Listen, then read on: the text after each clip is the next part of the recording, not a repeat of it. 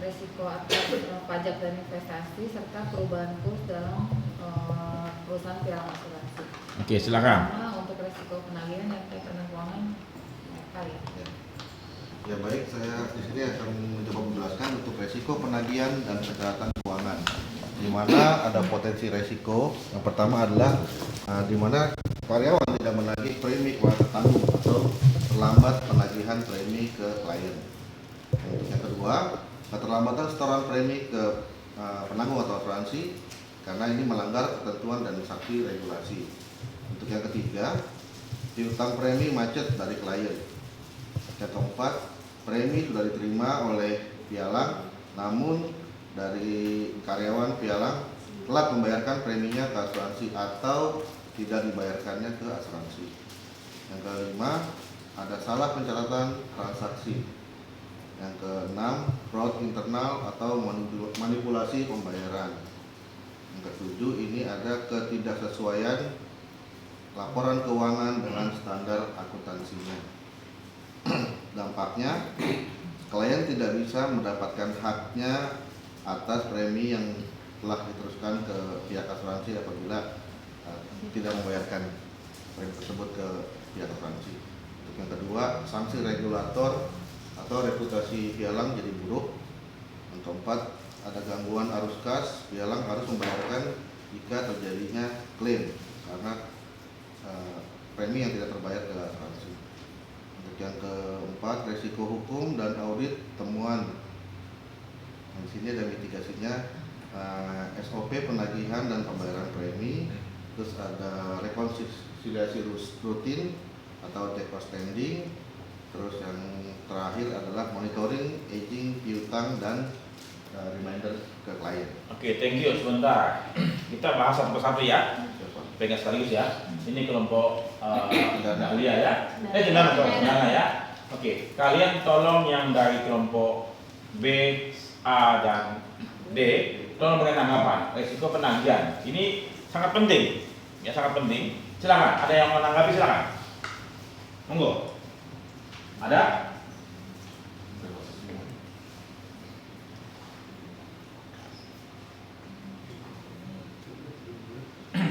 Itu Pak, piutang premi macet dari klien di Surabaya itu ada case lost contact sama kliennya Pak, PIC-nya klien. Nah, kemudian Karena lokasi cukup jauh Pak, saya baru rencana ke sana nanti tanggal 20, tanggal 18, 19. Jadi kita telepon lokal nggak bisa, email nggak dibales, HP nggak direspon, telepon kantornya pun nggak ada yang angkat. polisi apa?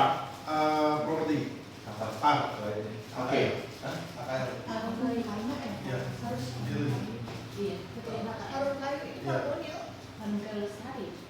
Itu Pak Moni ya? Ya udah langsung minta nomor HP-nya Pak Moni ya. Nah, jadi gini. Oke. Ini kita langsung jembatani ya, langsung solusikan ya. Kalau ada permasalahan, ya langsung komunikasikan ke tingkat yang lebih tinggi. Ya, tidak ditangani sendiri. Karena tadi kalau misalnya ada seorang yang akan lebih kenal, tahu, pasti bisa digapai. Ya, jadi oke, itu bidang premi. Kalau suatu ketika misalnya kita sudah, apalagi sudah menyurati secara email, ya, saya khawatir belum di email kan, ya. Nah, jadi saya khawatir begini, kalau suatu ketika misalnya tidak terbayarkan dan terjadi klaim, bisa nggak terjadi dispute? Sangat bisa. Dan ini akibat legal, legal. Nyambung ke sana. Ini masalah keuangan, tapi akhirnya ke legal. Ini saling terkait semua. Ya, jadi pertama piutang premi. Ya, itu bisa Pak, mesti ketat. Mengapa? Karena kan ada agingnya kan. Kalau kata misalnya nasabah belum bayar dalam jangka waktu yang kita miliki ke asuransi, ya kita miliki dalam waktu berapa lama? Misalnya 45 hari. Ya bahkan 15-30 hari kita sudah ingatkan. Bapak, kami punya waktu, Anda punya waktu cuma sampai tanggal sekian. Kalau bila tidak, maka polis bisa dibatalkan setiap saat dan klaim yang terjadi akan bisa ditolak. Itu mesti ada peringatan. Ya, dan kemudian kita mesti segera cari tahu kepada nasabah di mana segala macam. Cari tahu, masa kita bisa menutup asuransi tapi kita tidak bisa menagih premi, ya, sampai ke atas lagi. Apalagi kalau misalnya ternyata itu referensi dari pusat atau referensi dari siapa, mesti cari tahu. Ya, kan nggak mungkin tiba-tiba perusahaan tersebut hilang, gone. Iya, betul nggak?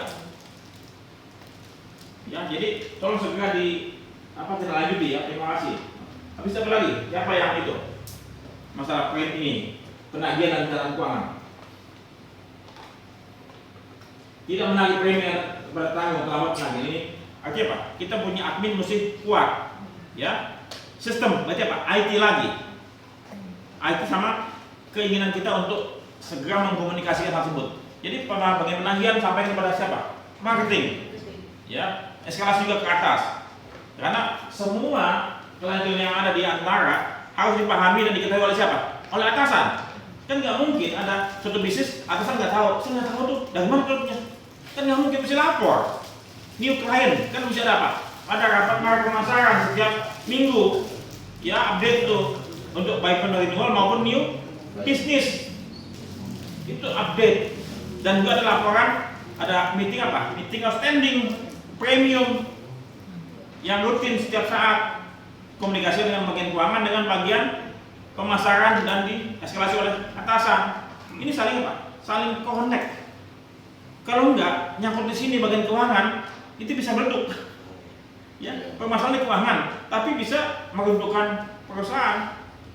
Karena resikonya saling terkait. Ya, kita macam dari klien.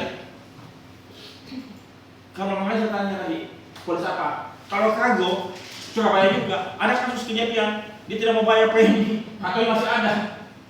Ya kata kenapa? Karena polisi terlambat diterima. Akhirnya Pak, ya sudah dibuang untuk klien. Ya, ngapain kita punya klien tapi nggak mau bayar? Ya, itu. Akhirnya makanya mesti cepat apa pengiriman dokumen dan juga harus memeriksa nasabah ini baik apa enggak. Makanya KYC-nya mesti kuat. Ya. Ini kita premi telat membayarkan. Nah, ini bahaya lagi nih. Yang nomor 3 kan, telat atau terlambat membayarkan atau tidak membayarkan. Kenapa?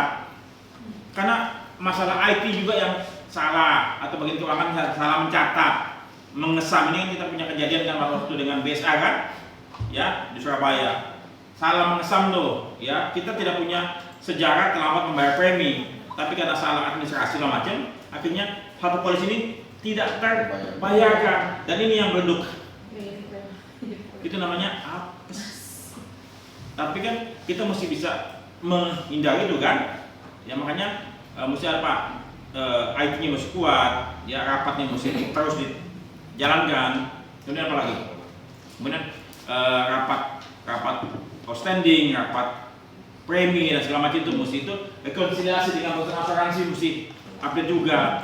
Kenapa kalau misalnya kayak begini, ya, yang saya bilang sampaikan lagi, itu RPM di Semarang preminya klaimnya 150 miliar, ya, 150 miliar nih, sedang bergulir case-nya, ya, dan kemudian apa? Preminya cuma beda 200.000 atau 150.000, dia admin doang, dia nggak teruskan. Nasabah bayar tanggal 6 November, ya, kemudian kejadian klaimnya tanggal 21, tanggal 22 dia bayar oleh brokernya ke asuransi kembaliin dan tolak. Ya, broker punya modal cuma berapa? Apakah sanggup bayar 150 miliar? Nggak bisa. Ini makanya itu salah satu hal yang membuat saya stres sebagai dealer pada waktu itu. Kenapa? Kalau enggak ini kita memetakkan begitu banyak mulut yang kita mesti beri makan, ya, karena satu kesalahan aja selesai. Makanya mesti tertib keuangannya, ya. Tapi memang ada juga perusahaan yang punya kebijakan kalau bisa terlambat ini bayar telat gitu. Itu ada juga yang gitu. Tapi kan di sini enggak. Ya. Benar Pak? Salah mencatat transaksi tadi. Ya, tadi BSA salah catat. Oke. Fraud internal, manipulasi pembayaran. Nah, ini yang mungkin harus semuanya secara nggak pernah bayar lagi pakai cash ya. Dan itu harus betul-betul dicatat dan makanya IT mesti kuat itu lagi. Tidak sesuai laporan keuangan dan catatan transaksi. Nah ini untungnya kita nggak pakai IFRS 17 ya. Pakai nggak, Mbak Dewi? Belum ya, karena di asuransi jiwa dan asuransi umum kalau salah mesti pakai IFRS 17 nih. Ya. Nah, kemudian klien tidak bisa mendapatkan haknya. bukan cuma tidak mendapatkan saja, dia akan tuntut kepada kita. Selesai nasib kita. Ya, sanksi regulator pasti kalau sudah sebesar itu ya pasti regulator akan turun tangan. Reputasi hukum jelas. Ya, kata cuma boleh kembali. Ya, gambar harus kas, oke. Oke, kanan harus kas ya, jelas pasti ya. Jadi selesai ya udah. Risiko hukum dan audit teman, oke. Ini tadi SOP-nya jelas, pembayaran premi dan sistem IT-nya mesti clear tuh. Ya IT-nya mesti kuat, tambahin tuh. Ya, dan harus rapat secara berkala, rekonsiliasi dan segala macam itu. Tolong tambahkan ya. Ya. Oke. Yang kedua, silakan. Selanjutnya yang kedua ada risiko pajak dan investasi. Risiko pajak dan investasi.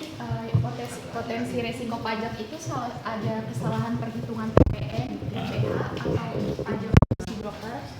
Yang kedua keterlambatan laporan dan pembayaran pajak.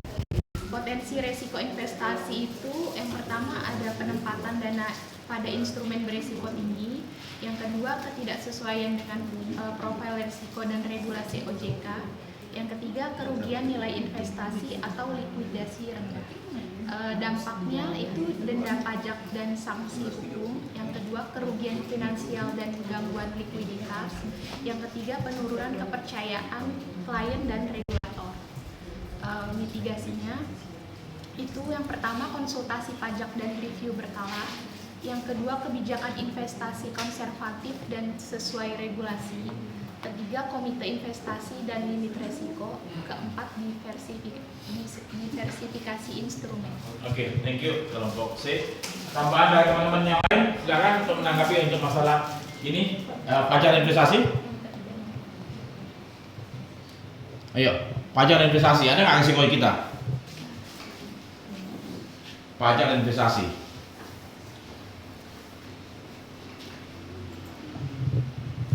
Nggak ada? Ada Pak. Ayo, silakan. Kalau kita kan sistemnya accrual ya Pak. Jadi kadang kayak kita belum menerima secara cashnya masuk ke kita, tapi kita sudah berkewajiban untuk membayar pajak kayak kalau PPN atau PH gitu. Tadi sometimes kalau ada pengurangan misalnya kita udah bayar ternyata ada pembatalan segala macam, itu kan ada risiko kita udah nggak bisa balik gitu, pajak. Oh, jadi pajaknya nggak mau balikin duitnya? Nggak bisa Pak. Jadi kayak ada resiko. Pajak balikin duitnya, ayo. Periksa dulu ya gitu kan. Jadi kayak ada resiko kita jadi mau nggak mau jadi akhirnya jadi biaya buat kita. Oh, jadi kerugian ya. Oke, itu satu. Oke, thank you. Yang lain, pajak dan investasi. Oke, dari saya ya. Ini melihat pengalaman kita di kemarin kan. Kita punya staff yang melakukan fraud dalam pajak. Ya. Itu. Jadi pajak ini bisa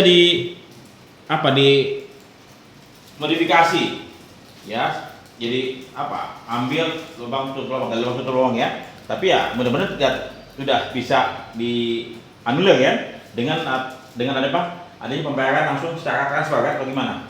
Iya, cuma sebenarnya kan bukan pajaknya karena bukan pajaknya yang kita bisa kasus kemarin yang diprotin, tapi karena metode pembayarannya itu kita menggunakan cek yang dicairkan di bank itu. Itu metode pembayarannya. Tapi itu. Pajak itu terkait dengan pajak. Nah, itu mereka dia ngakalinnya itu adalah karena pembayaran pajak yang cukup besar gitu kan. Jadi nggak semua distorkan. Jadi itu sudah bisa dihentikan. Karena kan semua udah pakai klik bisnis BCA kan. Oke, jadi itu pajak pun juga masih bisa. Dan kemudian tadi kita lebih bayar pajak atau kita kurang bayar pajak. Tolong catat ya. Kenapa? Karena kita tidak tahu aturan pajak. Karena kita tidak tahu aturan pajak, artinya apa? Kita lebih bayar. Ya, makanya mengapa di perusahaan tersebut harus ada yang paham pajak atau mungkin perlu konsultan pajak. Agar apa? Kita tidak bayar pajak berlebih. Ya, kalau tidak salah apa ya namanya itu? Pajak apa ya? Misalnya untuk supaya kita atur itu pajak supaya nggak bayar lebih gimana? Apa nama itu? Bukan. Tax planning ya. Tax planning itu penting ya. Supaya apa? Kita tidak berlebih bayar. Kalau tadi kembali lagi kalau kita lebih bayar ke pajak, susahnya minta ampun untuk minta balikin. Tapi ada juga ya, seperti yang Pak Endang tuh. Atau ya Pak Endang kan lagi ya, kalau lebih bayar pajak kan dia bisa ratusan juta, jadi lulus tuh. Tapi memang diperiksa oleh pajak ya, sepanjang dia sampaikan clear, ya balik itu juga gitu loh. Ya kalau cuma beda sejuta 2 juta ya sudah lepasin aja daripada kita ribet, betul ya? Itu masalah pajak ya. Investasi ada nggak? Nggak ada orang ahli Pak. Ada kalau misalnya broker-broker yang memutar uangnya karena menggunakan misalkan tempo selisih 30 hari itu ya Pak untuk diputar, kadang diinvestin ke yang terlalu resiko tinggi, tapi itu kan uang premi itu yang juga disalahgunakan sih Pak. Ya, jadi kalau investasi ya karena broker tidak kita punya bagian hanya bagian komisi, itu yang katakanlah menjadi hak kita. Makanya mengapa kita punya rekening itu 2, rekening premi sama rekening brokerage, rekening komisi. Ya, kita hidup dari rekening komisi. Ini rekening premium, kita ambil bagian dari sini yang cuma komisi kita, nah sini kan, kita hidup dari sini.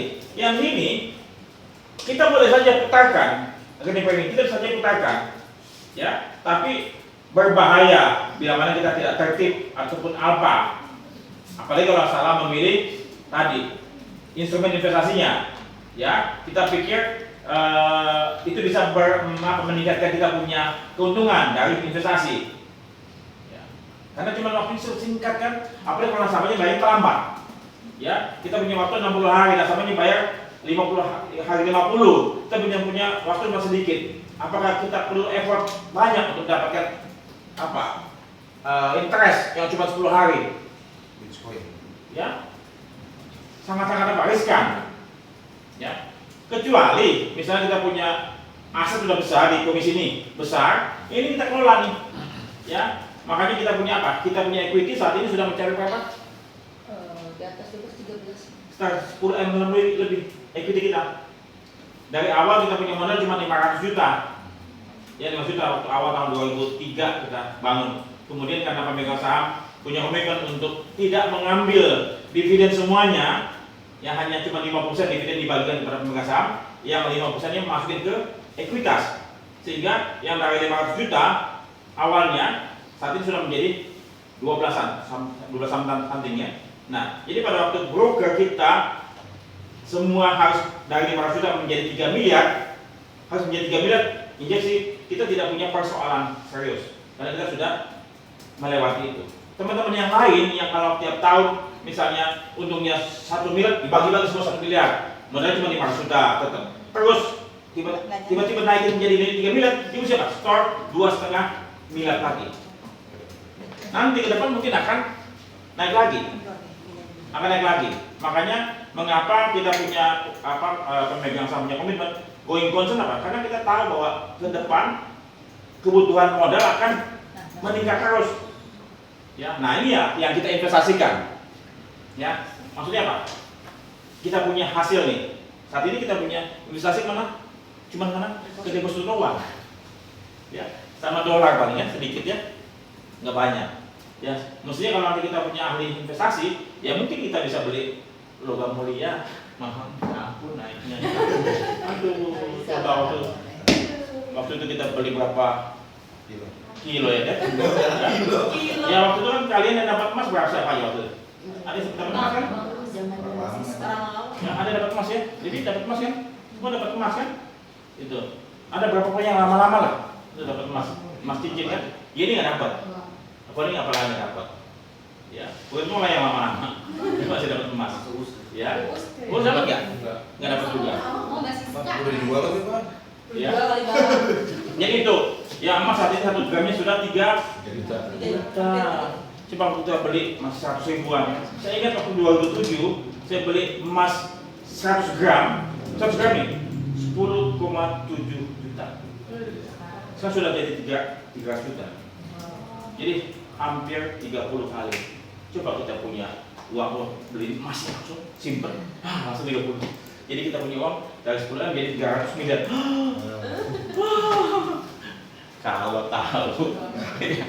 Oke, ini lewat ya. Jadi kita masih ngomong pajak dan EV berkala, ya. Jadi kita main aman. Memang asuransi punya juga ketentuan dari OJK kan tidak boleh segala macam kan. Tapi kita broker belum diatur, paling deposito ya sudah aman. Oke, begitu lagi. Next. Ya, perubahan kurs. Silakan. Untuk yang selanjutnya ada risiko perubahan kurs. Ya. Potensi risiko yang pertama, fluktuasi nilai tukar pada premi atau klaim valutasi. Yang kedua, selisih kurs saat penerimaan dan pembayaran. Yang ketiga, ketidaksesuaian pencatatan multi currency. Dampaknya, pertama kerugian selisih kurs dan ketidakpastian arus kas. Lalu mitigasi, yang pertama itu penyesuaian kurs berkala pada pembukuan, lalu penggunaan rekening mata uang asing. Oke. Terima kasih. Ada tambahan teman-teman? Kelompok D, B dan A ada nggak mengenai kurs? Ada nggak? Banyak ya, tapi pada intinya ya bahwasannya mengapa kita minta nasabah memakai original currency, ya makanya kebanyakan apa original currency-nya? US, ya banyak US saat ini masih menjadi mata uang dunia ya. Jadi saya punya sahabat dulu, ya dia mendapatkan apa premi. Kemudian apa preminya? Karena waktu itu dolar bunganya berapa? 0,sekian% ya di bank kan? Dia pindahin ke rupiah dulu. Pindah ke rupiah, didepositokan dalam bentuk rupiah karena punya waktu 2 bulan kan? Ternyata 98 dari 2.000 menjadi 16.000 ceger. Dia tidak mampu bayar premi ke asuransi.